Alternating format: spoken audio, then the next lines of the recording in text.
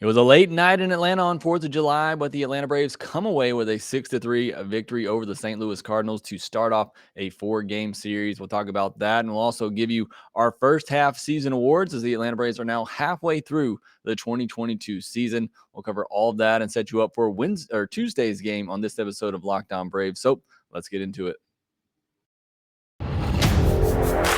You are Locked On Braves, your daily Atlanta Braves podcast. Part of the Locked On Podcast Network, your team every day.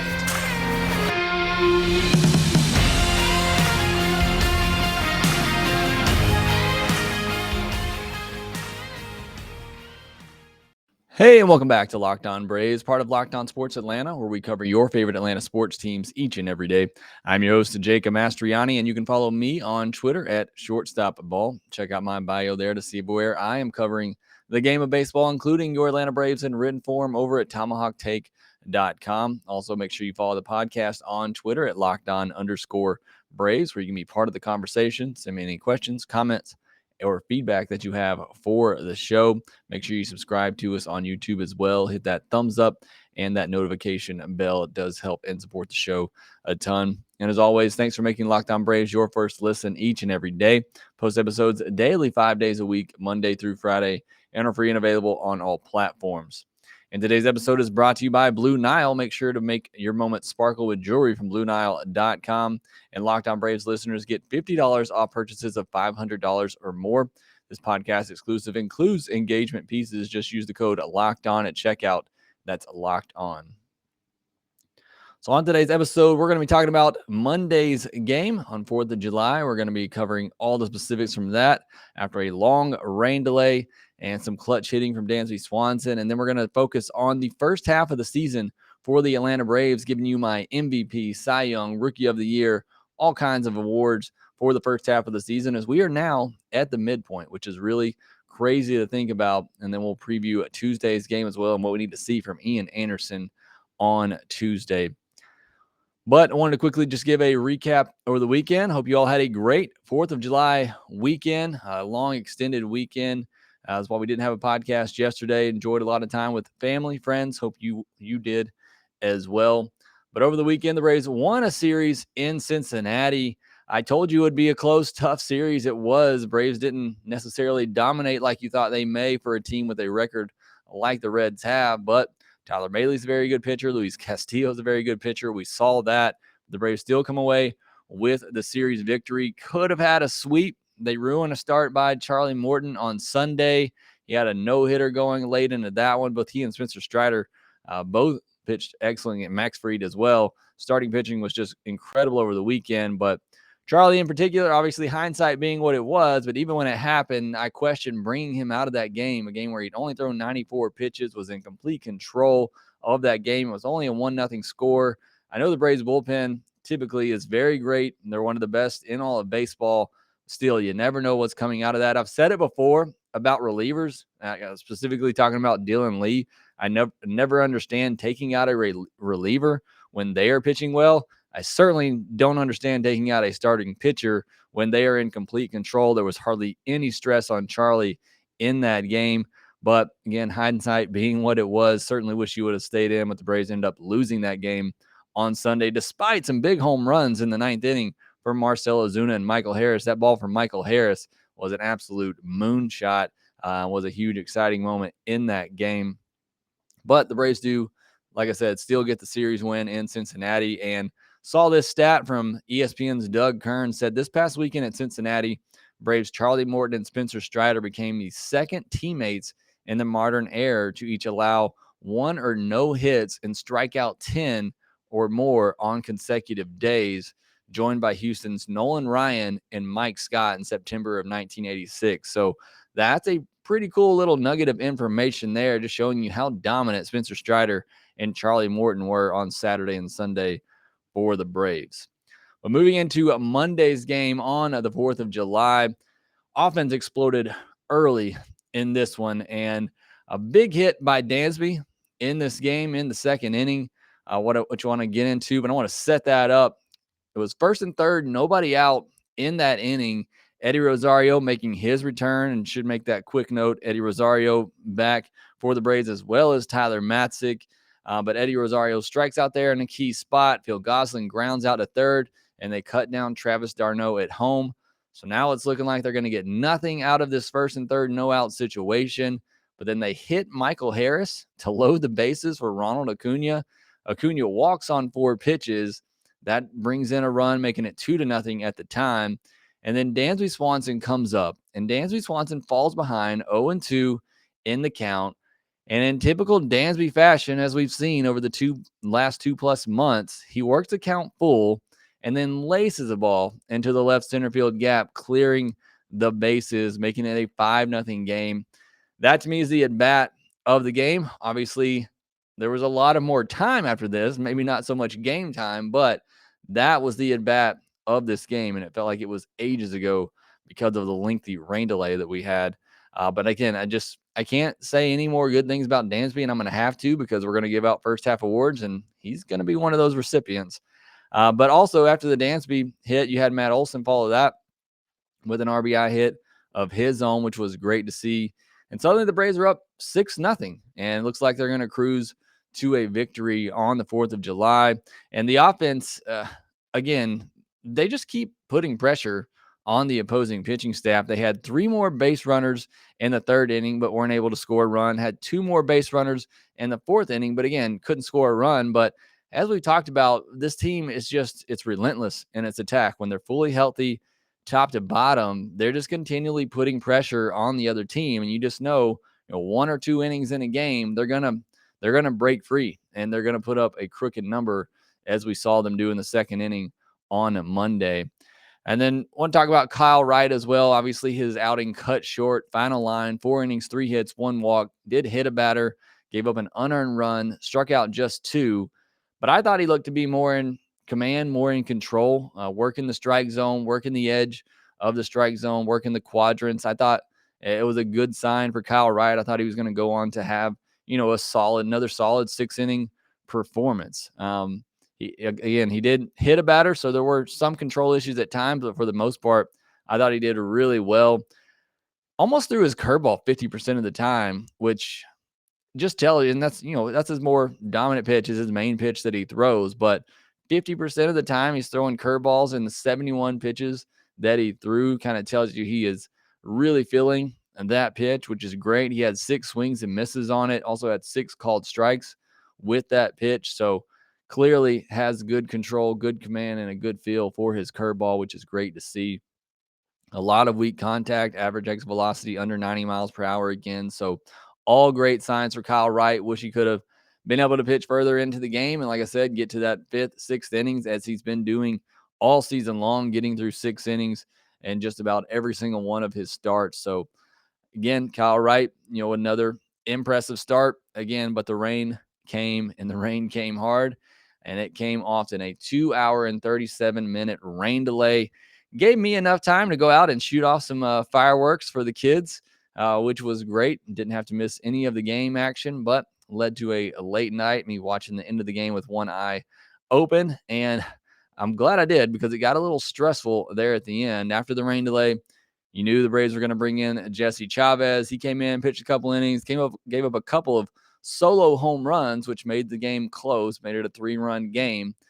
Then O'Day and Lee came in, Dylan Lee came in, and they were great in their innings. Good to see that from Darren O'Day, who honestly I thought could be the odd man out once Matzik and Rosario return, but he survives on the roster and has a good outing on Monday.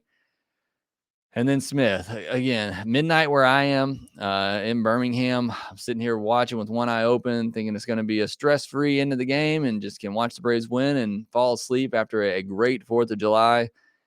And he walks the 9-hole hitter to start the game. And it just seems like whenever Will Smith comes in, just go ahead and put the first guy on and just write it up as a walk, because that's what it seems like he does every time he comes in to save a game. Ends up loading the bases with 1 out for Nolan Arenado, and then strikes him out on a slider right down the middle. But he had set him up with some good fastballs before that, which is why Arenado threw the sword at that slider right down the middle. And then gets Pujols to ground out softly to end the game and win 6-3. and they get it done although it was a little bit more stressful than it should have been. But the Braves do get the win, and they start off the 4-game series with that win. But next, we want to move on to the first half awards for the Atlanta Braves. Who was the MVP? Who was the Cy Young? Who was the Rookie of the Year, which is a pretty intense battle. We'll talk about that next. Whether you're ready to pop the question or you're celebrating a milestone moment, find jewelry as unique as her with the modern convenience of online shopping at BlueNile.com. BlueNile.com is the original online jeweler. Since 1999, they've helped millions of couples create their perfect engagement ring. Blue Nile is committed to ensuring that the highest ethical standards are observed when sourcing diamonds and jewelry. Blue Nile has simple online tools that let you choose the diamond shape, size, and clarity, as well as setting style. Blue Nile's bench jewelers will then handcraft their perfect engagement ring and making each ring one of a kind. And if you're looking for fine jewelry but having trouble choosing, Blue Nile has jewelry experts on hand 24/7, available via phone or chat to help you find a memorable gift at every budget. Make your moment sparkle with jewelry from BlueNile.com, and Lockedon Braves listeners get $50 off purchases of $500 or more. This podcast exclusive includes engagement pieces. Just use the code LOCKEDON at checkout. That's code LOCKEDON.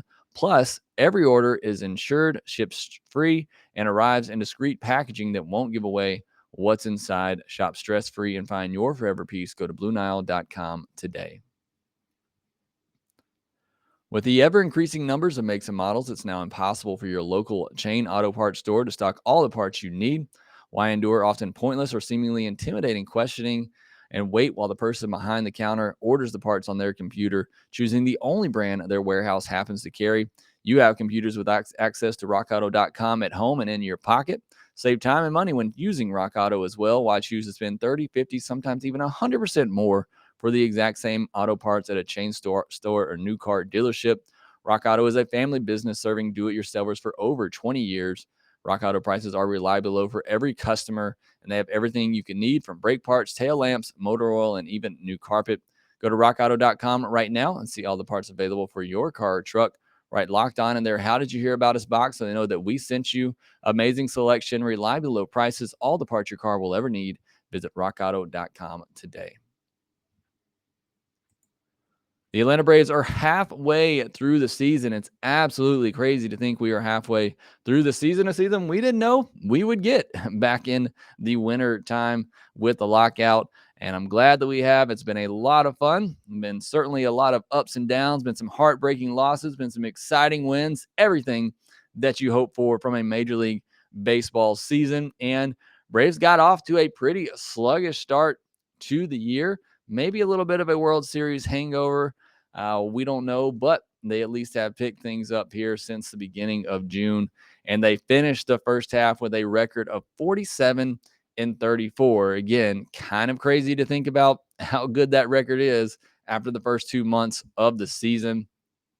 They're second in the NL East, only 3.5 games back, which again is incredible to think about when they were 10.5 games back not too long ago. And they have the top wild card spot as well. So firmly in the postseason picture right now, but certainly have their sights set on winning the NL East once again. So the Braves are in very good position as they reach the halfway mark of the 2022 season. But let's get into some awards for the Atlanta Braves in the first half. And honestly, this one's kind of an easy one for me. The MVP of the Atlanta Braves in the first half of the season is Dansby Swanson. I mean, again, I think it's a pretty unanimous selection. Let me know if you think it should be somebody else, but to me, it's clearly Dansby Swanson. I know he got off to a just terrible start the first 2 to 3 weeks of the season, but ever since then, I mean, he has been leading this Braves team defensively, offensively. I think he's becoming that clubhouse leader that we all thought he could be with the departure of Freddie Freeman, especially with Ozzie Albies going down. I think he is the voice in that clubhouse and doing it in a contract year, which doesn't hurt either for Dansby Swanson. He and Matt Olson are the only two Braves players that have played all 81 games this season as well. And Dansby Swanson is slashing 304, 361, 507. That's an 868 OPS. So an incredible first half for Dansby Swanson. 18 doubles, 14 home runs, 52 runs scored, 49 runs batted in, and 12 stolen bases. I mean, we're talking about a potential 2020 season for Dansby Swanson, almost 100 runs scored and 100 runs driven in. I mean, he should be getting MVP, not just of the Braves. I think he should be in the MVP discussion overall with the season that he's having, with Acuna being, often injured and out of the lineup a lot. Dansby Swanson has really put this team on his back and carried them through the last couple of months of this season. So again, without a doubt, in my mind, Dansby Swanson has been the MVP of the Braves this season. But again, let me know if you disagree. And I think the Braves Cy Young in the first half is a pretty easy selection as well, although the Braves have got a lot of great pitching performances so far this season. But Max Fried, again, like Dansby, I don't think Max Fried should just be the Cy Young candidate for the Braves. I think he should be in the Cy Young discussion for the entire league with the way that he's pitching. 16 games started this year, an 8-2 record, a 2.66 ERA, a 1.03 WHIP, a 232 batting average against, 101 and 1/3 inning pitched, 96 strikeouts, just 16 walks. He has been doing it all for the Braves. They've won 12 of his last 14 starts. It's just been an incredible season for Max Fried. And again, his first couple of starts were a little bit rough, and then he turned things around in that start out in Los Angeles and really hasn't stopped since then. Just he's been that guy for the Braves when they needed a win, coming off a rough loss. Max Fried has been there to pick the team right back up. He's been that ace. He's been that top of the rotation guy. And again, I think he needs to be in the Cy Young discussion overall. He's certainly one of the best left-handed pitchers in all of baseball. Moving to the Rookie of the Year award for the Braves in the first half of the season. This one's a tight battle between Spencer Strider and Michael Harris, but I'm giving it to Spencer Strider around a little bit longer. And honestly, what he's done is just flat out incredible. He's pitched in 18 games this year, 7 games as a starter, 59 and 2/3 innings pitched, a 175 average against. Nobody's hitting this guy, and 90 strikeouts in 59 and 2/3 innings pitched, giving up just 37 hits, a 1.01 WHIP, a 2.87 ERA. The only knock is that he's walked 23 guys in those 59 and 2/3 innings. But again, 90 strikeouts, and he's just a lot of fun to watch. And so is Michael Harris. The Braves coming into this season, I talked about it before, you really didn't know if any rookies would have much of an impact for the Braves this year. And here they have two of the best in all of baseball. So again, I think Dansby should be in the NL MVP discussion. I think Max Fried should be in the NL Cy Young discussion. And Spencer Strider and Michael Harris should be in the NL Rookie of the Year discussion. So again, not only are we talking about Braves awards here, I think a lot of those guys could be in discussion for the league-wide awards at the end of the year. A couple more of here. Breakout player for the year so far is Kyle Wright. Again, I think this is another pretty easy decision. It's one that I think a lot of us thought could happen, especially after his World Series performance, what he did at AAA last year. I talked about in the offseason. I thought Kyle Wright, was set up to have a breakout year, and he is certainly in the midst of doing that. 16 games started, a 9-4 record, a 2.91 ERA, a 1.14 WHIP, 223 batting average against, 96 innings pitched, 31 walks to 98 strikeouts. And I talked about it on the podcast last week, kind of had a great month of April, and then he was kind of more of a 4 ERA pitcher in May and June. But his last two starts, obviously the one on Monday getting cut short, he's starting to look like that guy again, who's more of a, top of the rotation type guy, a 2 or 3 starter. So certainly been a great year for Kyle Wright, one the Braves have needed, and I'm certainly glad that he is doing that and confirming or solidifying a spot in the Braves rotation for the foreseeable future. And then final award here is my unsung hero, players who have given big contributions that maybe you didn't see coming. And I'm giving 2 here, a hitter and a pitcher, William Contreras and Jesse Chavez. Again, Jesse Chavez wasn't even on the team when the Braves started the season, and he has been just absolutely incredible for the role that he plays. And look, he's been in some high leverage situations lately. I don't know that that's necessarily where I want him going forward.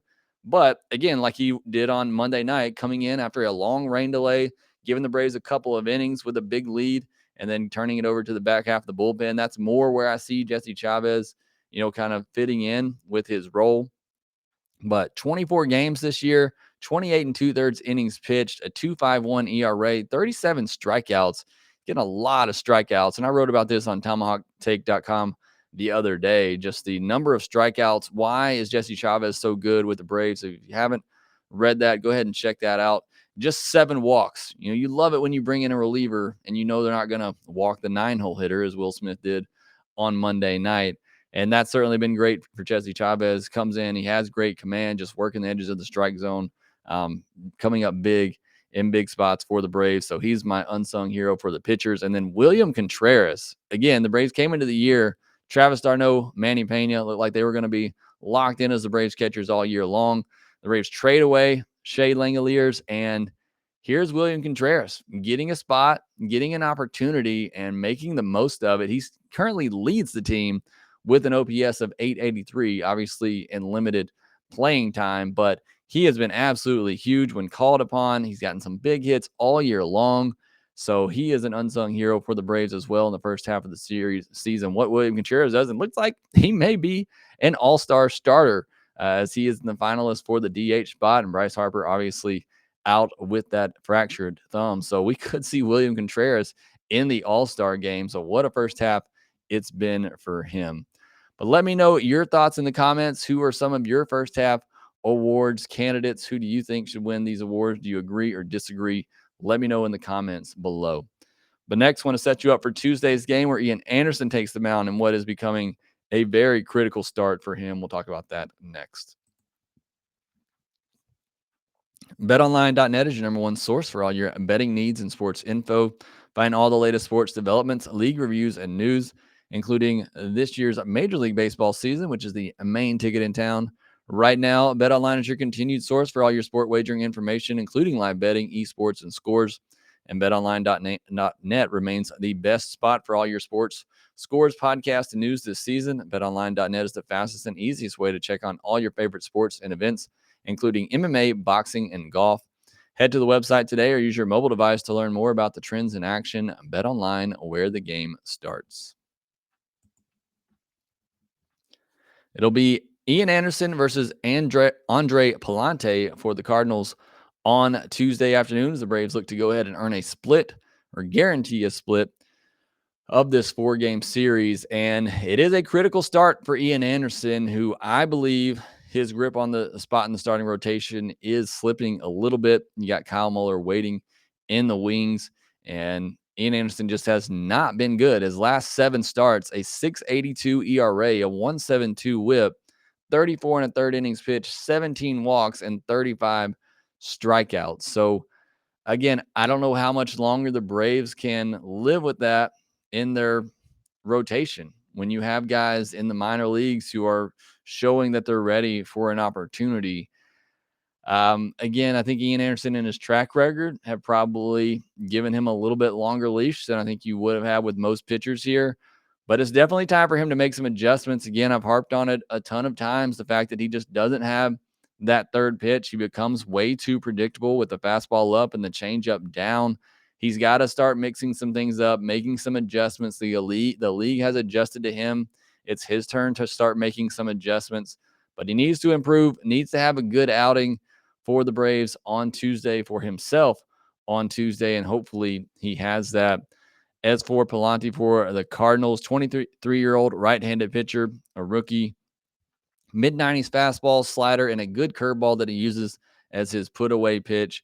He started the year in the bullpen for the Cardinals and since moved to the rotation in June and was really good in June. Pitched in 6 games, made 5 starts, had a 2.97 ERA, a 1.25 WHIP, 2.39 average against, 30 and a third innings, 12 walks, 15 strikeouts. So doesn't strike out a ton of batters, and that's my key for the Braves offense in this one is be patient. I know it. I ask for it almost all the time with the Braves offense, and they're just an aggressive team by nature, but be patient.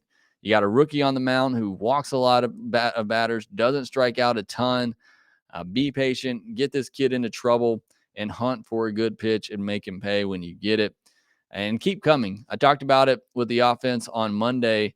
Obviously, after the rain, and they had a lot of tough luck after the rain delay. They squared up a lot of balls. Michael Harris hit a ball 111 miles per hour, the hardest hit ball of the game, bounced right off the pitcher into the second baseman for a double play. Just highly unfortunate. Luckily, the pitcher is okay first and foremost, but Braves stung some balls after that rain delay and just had some tough luck. But offense needs to just keep coming, score early, score often, and put the game away. Try to save the bullpen. AJ Minter with a rough one on Sunday. Obviously, Will Smith threw over 30 pitches on Monday. So see if they can put this one away early, keep scoring. Hopefully, Ian Anderson has a good start, gets through 5 innings is all I'm really looking for Ian Anderson at this point, and the Braves can cruise to an easy victory. And like I said, go ahead and guarantee a split of this 4-game series against a Cardinals team that they are battling with in the wild card right now.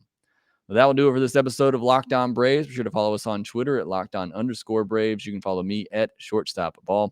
Also, make sure you rate, review, and subscribe to the podcast wherever you get your podcast, and we will talk to you next time.